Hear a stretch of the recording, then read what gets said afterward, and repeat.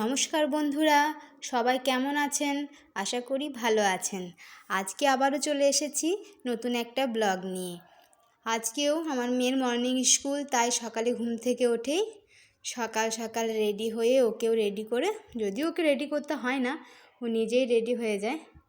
তারপর আমরা বেরিয়ে পড়লাম স্কুল যাওয়ার জন্য। ও তো আগে আগে নেমে যায়। হাঁটার সময় রাস্তায় ও আগে আগে হাঁটবে, আমার সাথে হাত ধরে কখনোই হাঁটে না। চললাম স্কুল, ওকে স্কুলে পৌঁছে দিয়ে আজকে লেট হয়ে গেছিলো। যখন গেলাম তখন ওদের প্রেয়ার লাইন করা হয়ে গেছিলো। তারপর বাড়ি ফিরে এসে ফুল তুললাম। ফুল তুলে আমাদের 3তলায় যে স্কুল রুম আছে, ড্রয়িং ক্লাস হয়, সেখানে এই যে শতরঞ্জিগুলো খুব নোংরা হয়ে গেছে। স্টুডেন্টদের 3টে পরপর ক্লাস হয়েছিল, সানডে মন্ডের। তা ঝাড় দিয়ে পরিষ্কার করলাম, ছাদটাও ঝাড় দিলাম।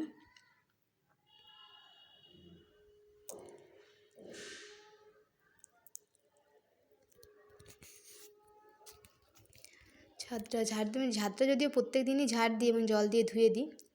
আজকে যেহেতু ওই ক্লাসরুমটা ঝাড় দিলাম, তাই বাইরের ছাদটা ঝাড় দিয়ে দিচ্ছি। এরকম বাগান আছে বলে রোজই পাতা টাতা পড়ে, সেগুলো ঝাড় দিয়ে পরিষ্কার করা হয়।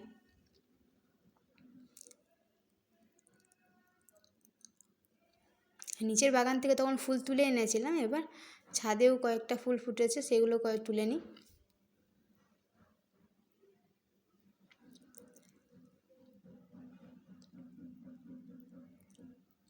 এই দুদিন তাও মেঘলা মেঘলা ওয়েদার ছিল, তাই গাছগুলো একটু ঠিকঠাক ছিল। আবার রোদের তেজ বাড়বে তো গাছগুলোর অবস্থা খারাপ হয়ে যাবে।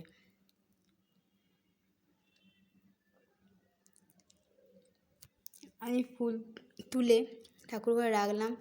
বিহু আমাদের উঠে গেছে, ওর বাবার সাথে ছাদে চলে এসেছিল। তারপর আমি ড্রয়িংয়ের থিওরি পেপারগুলো একটু ঠিকঠাক করে সাজাচ্ছিলাম, আর বিহু আমাদের ছাদে খেলে বেড়াচ্ছিল, ওর বাবা গাছ দেখছিল। তারপর এসে ভাবলাম একটু এঁচোড়ের চপ তৈরি করব।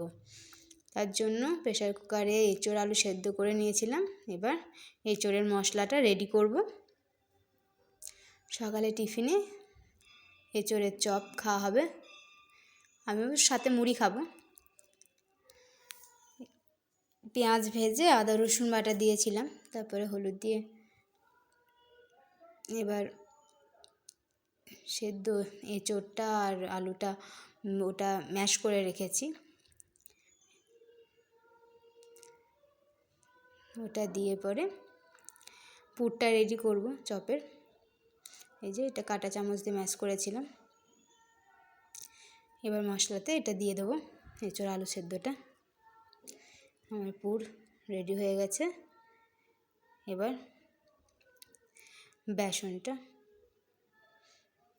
একটু বেসনটা দিতে হবে, কারণ এটা যেহেতু এঁচোড় আর আলু দুটো একসাথে আছে। শুধু আলুর চপে যেরকম বেসনটা লাগে না পুরে, কিন্তু এঁচোড়ের জন্য যাতে একটু আর কি বাইন্ডিংটা হয়, তার জন্য। আর বাদাম ভেজে রেখেছিলাম, চিনেবাদাম, সেটাও মিশিয়ে দিলাম। এটা ভালো করে মিশিয়ে এই পুরটা রেডি করব। এবার বেসনের গোলার জন্য বেসনের মধ্যে গোলমরিচ গুঁড়ো, নুন আর 1 চিমটে মতো খাবার সোডা দেব। তারপর বেসনটা ভালো করে ফেটিয়ে নেব। আগে চামচ দিয়ে শুকনোগুলো মিশিয়ে নিয়েছি, তারপরে জল দিয়ে একটু একটু করে জল দিয়ে ফেটাবো, বেশি পাতলা করা যাবে না।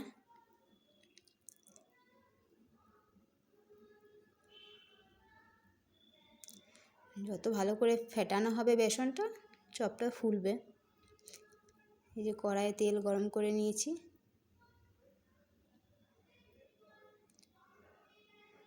তারপর চপ বানিয়ে এবার ভাজবো কড়াইয়ে।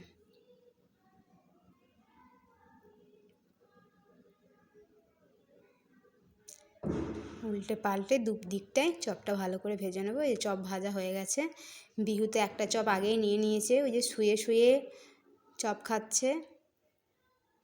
ওর চপ খাওয়ার স্টাইল দেখলে আমি তো অবাক হয়ে যাচ্ছিলাম, মানে ভালোও লাগছিল দেখতে যে ও কত রকমভাবে চপ খায়, কখনো বসে কখনো শুয়ে।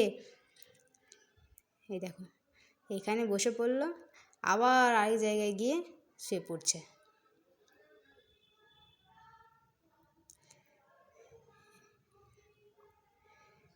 ও খুব খুশি চপটা পেয়ে। বাজারের কেনা চপ কখনোই খায় না, কিন্তু এই যে মা বানিয়েছে এঁচোড়ের চপ, ও খুব খুশি হয়েছে। ওই জন্য নিজের হাতে চপ খাচ্ছে।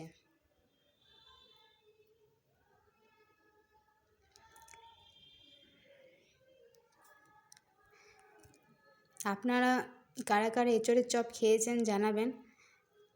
আমিও নিজের মনে যেটা এলো সেইভাবেই বানালাম। তারপরে দুপুরে খাওয়া দাওয়া করে আমরা চলে এসেছিলাম আমার বাবার বাড়ি। ওখানে 24 প্রহরের কীর্তন হচ্ছে, সবাই বারবার ডাকছে ফোন করে, তাই আজকে এলাম, আবার রাতে চলে যাব। এই যে রায়, বিহু আর বারবি তিনজনে খেলছিল। এটা আমার ভাইয়ের মেয়ে।